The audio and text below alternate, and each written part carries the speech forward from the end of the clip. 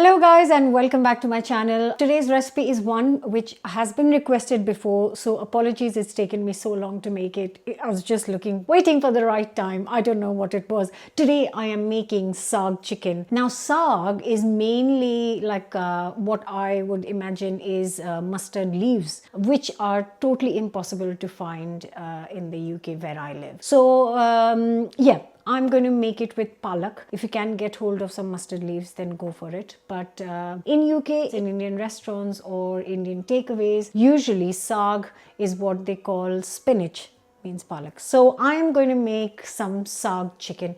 It's so straightforward, it's super simple, and it tastes absolutely amazing. So I'm going to waste no more time. I'm going to get straight to the recipe. Before that, don't forget to subscribe and hit the bell button. And before I get to the recipe, I just want to say, so basically it's going to be two steps. I'm going to use just one pan because I want to do less washing up. So I'm going to first prep the saag, which is spinach. So I'm going to first prep that, and I'm going to use a combination of spinach leaves and kale leaves to get more flavor and oomph in the chicken. So yeah, I'm going to first prep the greens, saag, and then I'm going to use the same pan to cook the chicken in it. So I'm going to take 250 grams of spinach leaves. You can use baby spinach or big spinach, whatever you can get your hands on. So I'm just going to give it a quick rinse. 250 grams. So I'm just using a nice deep pan for this curry today. Once washed, I'm going to add the 250 grams of spinach in here. And I'm just going to quickly wash 100 grams of kale. I'm just going to chop it and add it to the spinach. Actually, I've got 200 grams. This is a kind of kale which is Cavallo Nero, and it's really nice. I've used it before in recipes. I love the flavor of this. I love the flavor of this more than the normal kale. Just need a better wash actually. I'm just going to add all this chopped Cavallo Nero to the spinach. I'm just going to cover and cook this on low heat for 5 minutes. So while the saag is cooking down, I'm going to prep the rest of the bits. Starting with one onion, I'm just going to roughly chop this.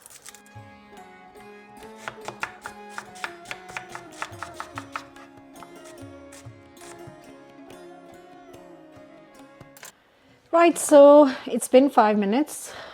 You can see it's gone down, it's wilted. It's going to cook in the chicken, but right now I'm going to get this off and blitz this to a smooth puree.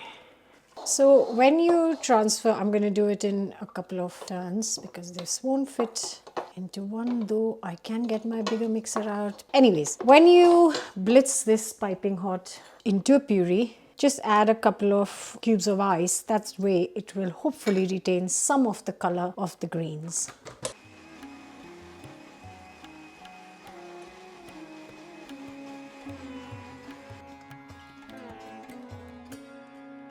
So that is the full quantity of the saag we have got in the end. And now I can start cooking the masala.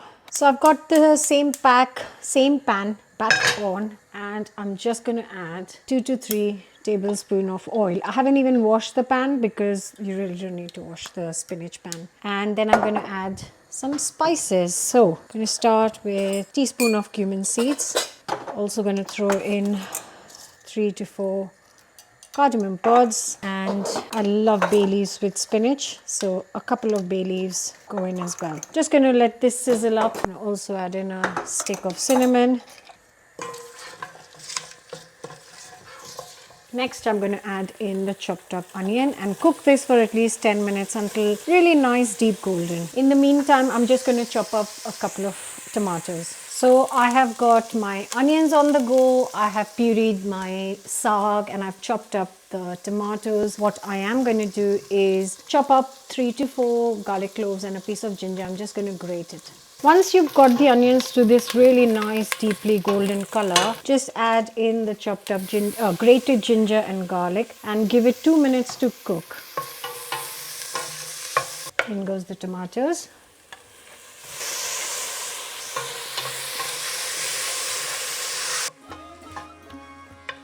I will cover and cook this on low heat for 5 minutes. And while the tomatoes are cooking, I'm just going to prep the chicken. So you guys know I love my chicken curry with chicken on the bone because I think that gives it the most flavor. But I do get requests for chicken curries which are boneless and skinless. So today's chicken curry is actually boneless chicken. Yay! To those who wanted boneless chicken. So actually my son prefers boneless chicken too, but he always gets chicken on the bone. So I have got 8 chicken thighs for this. Now if you want, you can use them with chicken on the bone, chicken thighs on the bone, but I have got boneless and skinless chicken thighs, 8 of them, because this dish should serve 4 people. And I'm just going to neaten them up and cut it into smaller pieces. So as always, my butcher has prepped the chicken, made it boneless and skinless, and all I'm doing is getting rid of the extra fat like I've mentioned in previous videos because I don't want too much fat. So I'm just cutting not in smaller, really tiny pieces, but every chicken thigh I'm going to cut into 4 big pieces. So it's been 5 minutes. The tomatoes are properly mushy. Now it's time for the spices. Teaspoon of salt, teaspoon of chili powder, teaspoon of turmeric, teaspoon of garam masala, and really important, a couple of tablespoons of dry fenugreek leaves or kasuri methi. So that's 2 tablespoons of that. Give it a good mix.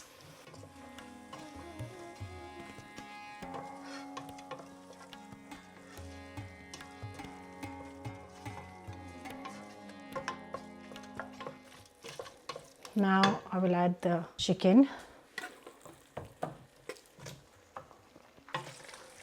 Now just stir it enough so the chicken is coated in all the lovely spices. I am cooking this on low to medium heat, more low actually. Gonna add natural yogurt, 4 tablespoons, and now stir this in. If you are scared that your yogurt will split, then please take this off heat and then stir it and then get it back on the hob. But I've kept the heat really low, so that should not happen. Once it's mixed through, I'm going to add gorgeous spinach and a bit of spinach. Actually more kale than spinach, but give it a good mix. Wow. Gorgeous. So I'm going to give this on low heat around a total of 20-25 minutes. It's been 25 minutes. Oh, smells so good. Wow, awesome. Now one last thing to finish this off. So I'm just going to get this onto the serving bowl first. I'm just going to get my tadka bowl, tadka pan. I have got some chili ghee, only because I haven't got plain ghee at home. So basically what I'm trying to say is get some ghee in a pan. Let this heat through nicely. And then I've got a few dried red chilies here on the side as well. And once it's hot, you throw in the chilies. Once they start to kind of soften up, that means they're good to go. If I hadn't used chili ghee, I would have added some chili powder as well, but I will skip that right now.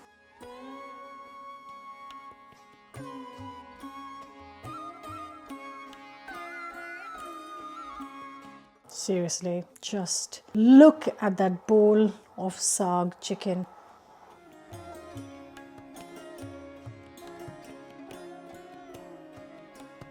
And now only one thing left to do. I would love to serve this with piping hot naan. You can find the recipe for a beautiful chili garlic naan, any naan, lachha parantha, piping hot chapati, a flatbread would be great. And if you are making rice with it, then don't go for plain rice. As in you can, who am I to say anything? But if you want my suggestion, then go for onion peas pulao or cumin rice, because that's going to just be that extra flavor for this beautiful looking. It smells incredible, and I'm 100% making this again, but next time I'm going to be making it with chicken on the bone. This is just for a few of you who really want chicken curry with boneless chicken. There it is.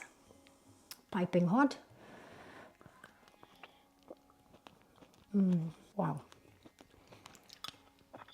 Just Wow, that's delicious. The flavors are so balanced. That spinach and the kale, you can really taste it, which is what I wanted. I didn't want a thin coating. I want lots of saag. So you can really taste the saag, and that chicken is just melting in my mouth. So I really hope you will enjoy it. But have you subscribed yet? And if you haven't, what are you waiting for? Hit the bell button and subscribe, and I'll see you next week with another new recipe. Bye for now.